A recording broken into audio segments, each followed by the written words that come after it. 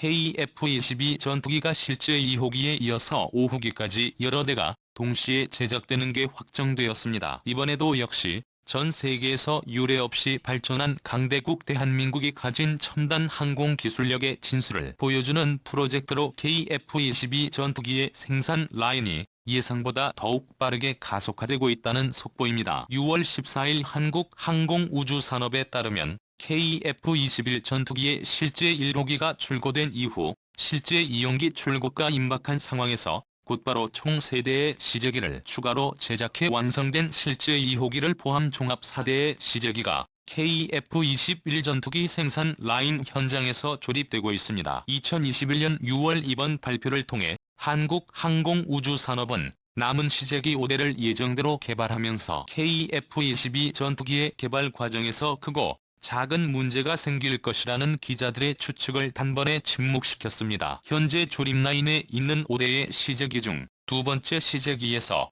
미사일 무장체계에 관한 연구를 조립과 함께 병행하기 시작했습니다. 안녕하세요. 군사기밀 뉴스TV입니다. 알람 설정을 하시면 영상 업로드 시 바로 시청하실 수 있습니다. 시청해주셔서 감사합니다. 이번 시험은 KF-22 전투기에 장착되는 기관포와 미사일이 제대로 탑재되어 이륙이 되는 즉 고고도에서도 문제 없이 미사일이 발사되는지 확인하기 위해 반복적인 시험이 진행 중이며 머지않은 미 KF-22 전투기에 탑재되는 한국형 공대공 미사일과 공대지 미사일 플러스 극 초음속 순항 미사일 미디어 미사일과 타우루스 미사일 케이지 지폭탄 등 다양한 무장들이 총 19개의 무장 탑재창에서 7,700kg의 무장된 무게를 KF-21 전투기의 동체가 견뎌내고 원활하게 공격 임무를 수행할 수 있게끔 끝없이 테스트를 진행하고 있습니다. 한국산 미사일들과 KF-22 전투기의 SA 레이더 소프트웨어 시스템이 하나로 통일되어 실전 전투 상황에서도 신속하게 돼 적 항공기의 위치를 추적하고 미사일을 발사하는 과정이 가장 중요합니다. 현재 한국 공군이 목표로 하는 KF-21의 성능은 최대 속도 마하 1.58, 이 항속거리는 2,900km로 최대 무장 탑재량은 7.7톤입니다. 2021년부터 2025년까지 2,000회 이상의 무장체계 평가를 거친 뒤 2차 양산형으로 120대를 생산해 한국 공군에 납품하게 되는 방식입니다. 과거 미국에서 수입해 사용했던 미국산 전투기에는 국산 무장 제한이라는 제한과 더불어 미국산 전투기에 사용되는 자체적인 미국산 소프트웨어가 탑재되어 한국산 미사일들을 마음대로 탈 수 없었지만 한국 공군의 KF-21 전투기가 등장함에 따라 이런 이야기는 옛말이 되었습니다. 국산 ISR 레이더와 국산 소프트웨어 시스템이 하나로 통일되어 한국산 미사일까지 마음껏 발사가 가능한 독자적인 전투기 플랫폼을 형성시키는 게 대한민국이 꿈꾸는 최종 목표입니다. 그러기 위해서 한국항공우주산업 측에서도 끝없이 반복되는 시험을 통해 작동 방식과 숙련도를 향상시키고 그 과정에서 발생되는 문제점을 찾아내며 고쳐나가는 것이다. 한국항공의 자존심 캐리 F-22 전투기에는 20만 개가 넘는 부품과 전자기기 장치가 사용되며 이러한 KF-22 전투기의 부품 기술력에 대해 한국항공우주산업은 국산화율이 무려 70%를 달성했다고 발표했습니다. 5년 전 우리나라 항공산업 분야의 국산화율이 40 정도였던 것을 감안하면 놀라운 속도로 기술 발전이 진행된 것이죠. 한편 KF-21 전투기의 시제 1호기는 지상 1-6 시험을 한창 준비 중으로 내년 7월 비행시험을 시민들에게 공개하기 위해 다른 시제기들보다 먼저 지상 2-6 시험을 돌입했습니다. 이번 2-6 시험에서 가장 눈여겨볼 것은 KF-21 전투기 동체의 내구성과 이착륙을 담당하는 항공기의 바퀴 랜딩 기어업 시스템 플러스 그리고 F-424 엔진의 추력에 관한 테스트이며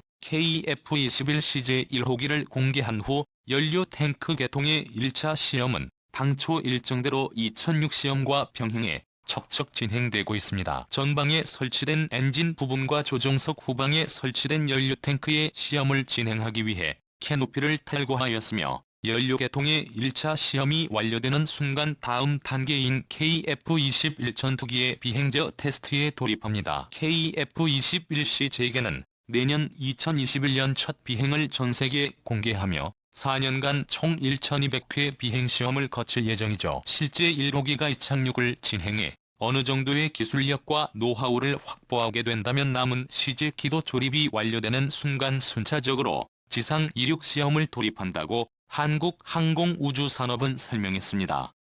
초음속 전투기 개발은 한 나라의 과학기술력을 모두 집대성한 결과를 보여줍니다. 이러한 성과를 전투기의 기초 단계에서 계획에서 실행까지 놀라운 속도로 보여준 국가는 세계에서 한국이 유일하다고 단언 자신할 수 있습니다. 일본인들은 KF-21 전투기 프로젝트가 시작했을 당시 분명히 실패할 것이라고 정신승리였지만 일본인들의 소망과는 정반대로 한국의 통쾌한 역습이 시작되었습니다. KF-21 개발이 예상보다 더욱 순항했으며 순식간에 CJ 5기 조립까지 진행되자 한국의 기술력에 진심으로 경악해버린 일본인들. 일본은 영원히 불가능한 세계에서 손꼽히는 55세대 5세대급 스텔스 전투기를 한국이 직접 개발해버린 상황. 일본 네티즌들은 한국의 잠재력을 굉장히 두려워하고 있군요. 일본의 군사정보 커뮤니티의 밀리터리 777스레디에 올라온 일본 네티즌들의 댓글 반응을 번역해봤습니다. 이렉스의 실험기의 제작 시기보다 KF-22 전투기의 양산이 빠르다니 한국의 KF-22 전투기와 일본의 X의 실험기를 비교해도 일본이 제작한 비행체는 단지 실험기일 뿐이잖아. 전투기조차 아니었는데 이 실제로 싸우지 않으면 KF-21 전투기의 성능을 알 수 없어. 항공자위대는 일단 F-35 전투기가 주력이므로 F-35 전투기와 KF-21 전투기를 비교하는 것을 한국에 부탁한다. 나중에 F-35 전투기를 대체할 일본의 F-3은 스펙상으로 최강이지만 아직까지 비교하기는 무리다. 시제기가 만들어지지 않았으니까 조금만 기다려. 가사만국 정도의 전투기 생산 방식을 일본이 F-3 생산 과정에서 온전히 따라할 수 있을까? 그보다도 5대를 생산 중인 한국과 비교해보면 4,000대 정도의 F-35 전투기를 제작하는 미국은 완전히 다른 세계 인간들사 KF-22 전투기의 시험을 같이 하면서 조립하니까 문제가 발생하면 그 자리에서 곧장 해결하니 당장은 문제가 없어 보이지. 본격적인 양산 단계에 들어가면 한국산 특유의 고질적인 문제가 여러 곳에서 발생할 게 분명해요. 제3 이륙 시험을 하지 않고 5기 생산을 발표한 것은 굉장히 성급해 보여. 보통은 첫 번째 기체로 지상 시험을 하고로라고 하는 게 정석이다. 전투기를 분해하는 건 일방적이니까 이건 문제로 삼지 않겠지만 양산화 작업만큼은 난이도가 완전히 달라진다. 여러 대를 생산하면 한국의 공장은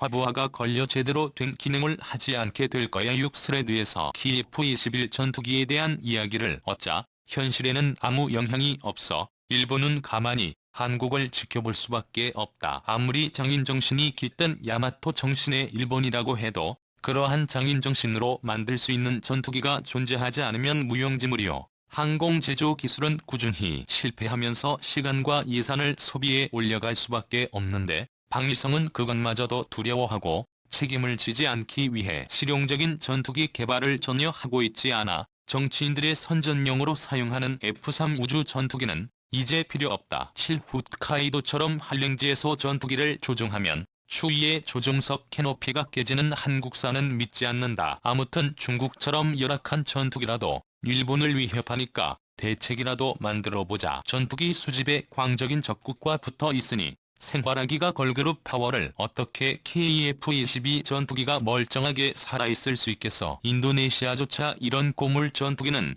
필요 없다고 프랑스의 라팔 전투기를 구매했는데 한국이 생산 과정을 날조하는 게 아니라면 단순히 인도네시아의 잘못된 판단과 실책인 건지 한국군 KF-21 전투기의 조립 기술력에 진심으로 두려워하는 일본 네티즌들. 2022년이 되고 한국 공군의 KF-21 전투기가 상공을 향해 날아오르는 순간 절망하며 열폭하는 일본의 반응이 기대되는군요. 본 영상은 유튜브 채널 군사기밀 뉴스 TV에서 제작하였으며 도움이 되셨다면 좋아요와 구독하기를 눌러주세요. 시청해주셔서 감사합니다. 다음 영상에서 만나요.